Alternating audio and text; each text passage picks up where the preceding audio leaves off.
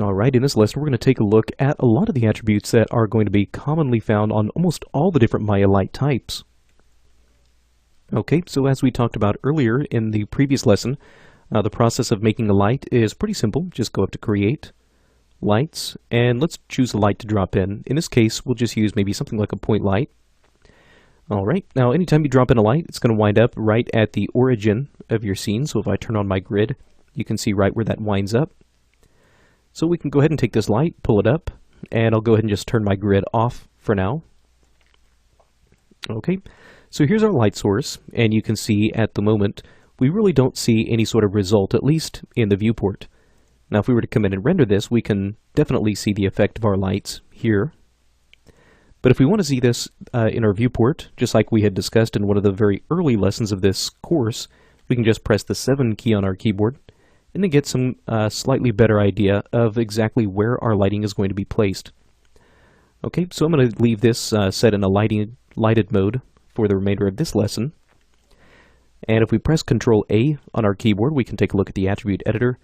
And up here toward the light attributes, these attributes, or this cluster of attributes, are going to be found on almost all of the different Maya light types. Now, if we take a look at these, one of the first options that we have is this little pull-down menu. Now with this, we could actually change any of our light types to any other light type. So, for example, if I had a point light set up and I decide maybe at some point in time, well, actually, maybe a spotlight here would have worked better. Well, rather than deleting this light and building a whole new spotlight, I could just take my existing point light, pull down its menu, and switch it to a spotlight, which now I can come in and rotate that light around until it's aimed right where I want it.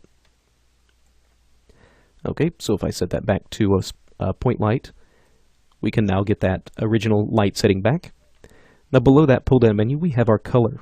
Now with the color, we can essentially change the color of light that's being emitted from this light source. So if I were to change this to a red or sort of an orange color, again, we can see that effect here in the viewport, and if we were to render this out, we get the exact same result. Now below this we have the intensity, which is where we can start to control how strong the illumination is from this light source.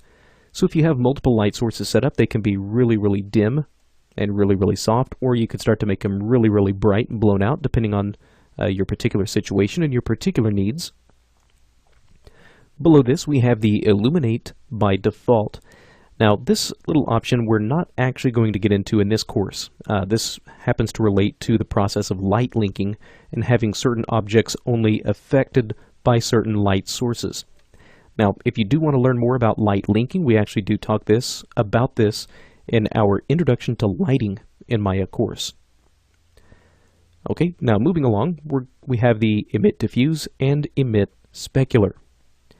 Now, this might be a little bit easier to see if I were to have a couple of different light sources in my scene. So I'm just going to select this light, Ctrl D to duplicate it. There we go. And now we have a couple of different light sources in here. One of these I'll go ahead and leave at this orange color. The other one maybe I'll leave at a little bit of a blue. There we go. So most of the light sources in Maya consist of two major components. We have the diffuse lighting and we have the specular lighting. Now the diffuse lighting is the light that we actually see, the light that gets emitted from this object. The specular is these little shiny spots, these little highlights that we see coming from the object itself. Now the nice thing is we can actually enable and disable these features independently on each light.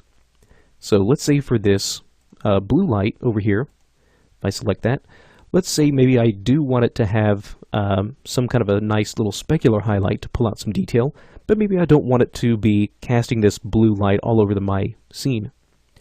Well, I can turn off this emit diffuse, and in my case, turning this off really doesn't seem to make much of a difference. But if we compare this in the render, so here's emit diffuse on, and if we save that image for comparison and re-render, here's what we get with emit diffuse off. Okay, so you may not always be able to rely on what you see here in the viewport. Now, if you have the capability to use Viewport 2.0, then we should be able to see this effect within the viewport. So if I go back to my spotlight, or rather my point light, turn on Emit Diffuse, you can see we have our blue light. But if I disable it, you can see no longer any light being cast out from this object, but we can still see the little specular highlight that comes off of it. So we could actually flip this around if we wanted to. So if we did want to have, let's say, some nice blue surrounding illumination, but didn't want to have any sort of distracting highlights from this light, we can disable Emit Specular. And now you can see we have the light source, but none of these little specular highlights that are coming from it. So this starts to become really, really useful when you have multiple light sources.